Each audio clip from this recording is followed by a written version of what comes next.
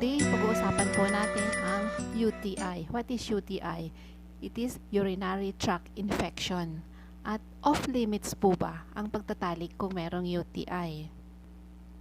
Ang answer po ay no, but depende pa rin po sa inyo. It could be yes, it could be no, depending on how much risk you are willing to take. Kung willing po kayong magkaroon ng risks of getting a second UTI while you are still combating the first one, or are you willing to risk irritating your urethra and feeling worse after po ng inyong pagtatalik? Generally, it is not recommended that magkakaroon po kayo ng pagtatalik until your urinary tract infection has completely cleared up.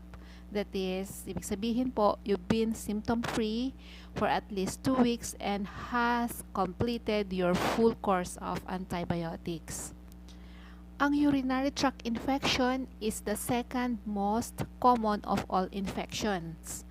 It is an infection that occurs at any point in the urinary tract o yung ihian po natin. And the most common form of UTI is the infection of the urethra and bladder. This is considered to be a lower urinary tract infection and is usually easily cured by antibiotics. Ang main cause po nito ay bacteria or bacterial infection. Pag sinabi po natin urinary tract, it refers to all the body parts involved in urine production and release. So ang infection po ng sa ihian natin can happen to anyone of any age, kahit po sa mga babies. However, the most common victims of urinary tract infections are mga kababaihan. And one of the reason for this is due to the anatomical differences in the urethra length between men and women. Yung mga babae po kadalasan, they have significantly shorter urethra than men. At mas madali po ang bacteria to reach the bladder. The urethra in women is also much closer to the anus than in men, which makes it easier for bacteria to wind up in the wrong place. Dahil maaari po yung mga bacteria or E. coli from the colon can migrate from the anus to the urethral opening during sexual activities or when a woman wipes from back to front after going to the toilet. Kadalasan po ang urinary tract infections can happen due to poor hygiene, certain contraception methods, and increased sexual activity.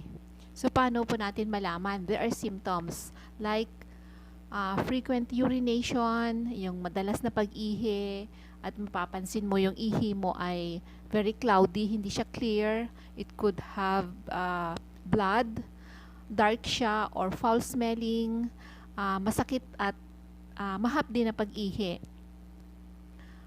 Abnormal urethral discharge, meron ng ibang lumalabas. Pelvic pain and pressure. At tuwing iihi ka, as if hindi mo na-empty yung iyong bladder at masakit. At kung nararanasan po natin ang ganong mga simptomas, kailangan po nating magpatingin sa isang doktor. Kailangan po tayong ma-diagnose at ma-treat. Because if you have a high fever and severe pain, meron ka ng chills and vomiting, you should go to the emergency room.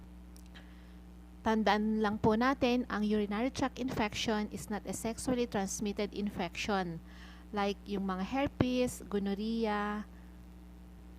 But kapag ang partner ay mayroong mga sexually transmitted infections, yung partner po can infect the urethra causing a urinary tract infection sa kanila. And there are ways to prevent urinary tract infection. At ito po yung mga sumusunod. Like pag-ihi po, pagkatapos ng pagtatalik, to push out the bacteria out. You should clean both you and your partner's genitals and anal areas before po ng inyong pagtatalik and after ng inyong pagtatalik.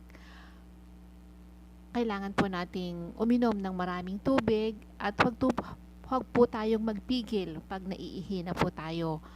Sa mga kababaihan, we should wipe carefully from front to back. Hindi po the other way around after coming from the toilet. Iwasan po natin yung mga scented wipes, mga scented feminine products dahil sometimes kadalasan po sila yung nagkukos ng urinary tract infection sa mga women. And avoid using diaphragms. At ang tanong po dito, should you have sex with a urinary tract infection? There are a couple of reasons why it's not a good idea makipagtalik po when you are still recovering from your urinary tract infection. Una po, masakit. UTI can cause pain and discomfort. At pagkikipagtalik may be uncomfortable. It could also make your UTI symptoms worse and further irritate tissues affected by the infection.